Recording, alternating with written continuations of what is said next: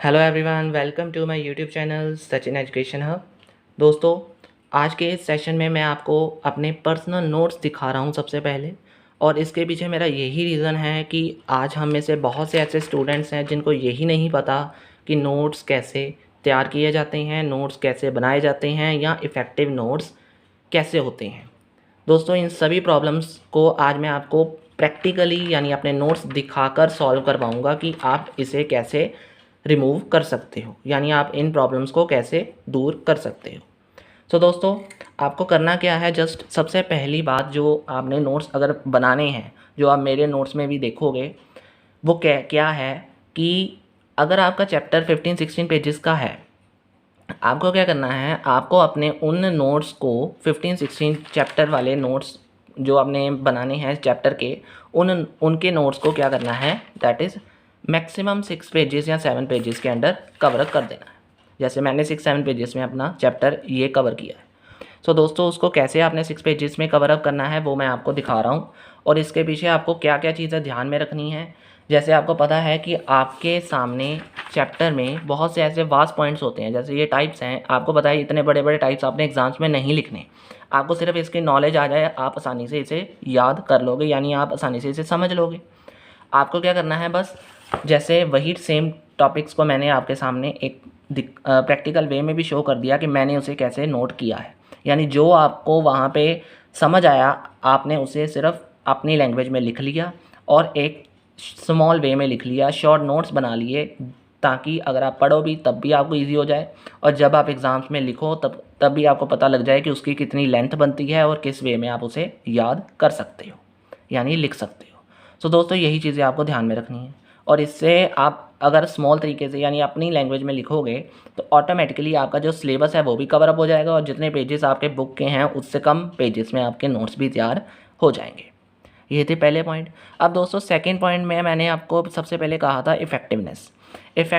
अगर effective notes होंगे तो उसका फ़ायदा क्या है दोस्तों। इफ़ेक्टिव का मीन्स कि अगर आप अपने नोट्स बना रहे हो उसका कुछ और भी फ़ायदा कराओ, ये नहीं कि बस लिखते जाओ और एग्ज़ाम्स में बस आप लिखते जाओ।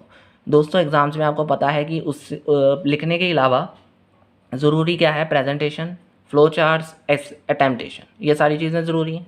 दोस्तों, इसे आप अगर अपने नोट्स में भी अप्लाई कर लोगे, आप ऑटोमेटिकली प्रिपेयर हो जाओगे प्रेजेंटेशन के लिए। आप कई बार कहते हो कि टाइम कम था तब रह गया, या प्रेजेंटेड करने का आपको टाइम नहीं मिला अपने एग्ज़ाम्स को। दोस्तों, ये क्यों होता है, क्योंकि आप उसके लिए प्रिपेयर नहीं होते, आप सिर्फ लिखने के लिए प्रिपेयर होते हो, आप प्रेजेंटेशन नहीं कर पाते। और उसकी अगर आपने प्रैक्टिस करनी है तो आप क्या करो, अपने नोट्स को प्रेजेंटेड वे में शो कर सकते हो। आपको मैं दिखा रहा हूँ साथ साथ में कि आप कैसे उसे शो कर सकते हो। यही आपके लिए बेस्ट तरीका है प्रेजेंटेड करने का।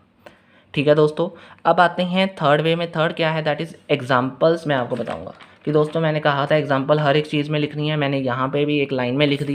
और एग्जाम्पल को अगर आपने लाइनों में कम करना है, यानी अपनी लैंग्वेज में, यानी अपनी समझ के लिए कुछ अलग वे से भी लिखना है, तो आप ऐसे भी लिख सकते हो। यानी आप एक बॉक्स में लो, शॉर्ट में उसकी एग्जाम्पल को आप शो कर सकते हो। या अगर आपको लगता है लाइनों में लिखोगे तो उससे ज़्यादा लाइनें आपकी भर जाएंगी, आपको समझ में पढ़ना मुश्किल हो जाता है लाइनों में, तो आप उसे एक फ्लो चार्ट के अंदर अपनी लैंग्वेज में लिख सकते हो, क्योंकि दूसरों को आपको क्या लेना देना। आपके नोट्स हैं, आपको तो समझ आ ही जाएंगे, क्योंकि जो लिखता है उसे वो चीज़ समझ भी आ जाती है जब वो दोबारा पढ़ता है। सो इसलिए दोस्तों, मैंने भी जैसे अपने लाइनों की बजाय उसे फ्लो चार्ट में कवर कर लिया, ताकि अगर मुझे इसका मीनिंग पढ़ना भी पड़े तो मैं सिर्फ एग्जांपल्स देख के, फ्लो चार्ट को देखकर उनकी एग्जांपल को समझ जाऊँ और इसका मीनिंग क्या है ये भी समझ जाऊँ। ठीक है दोस्तों, तो ये थी थर्ड।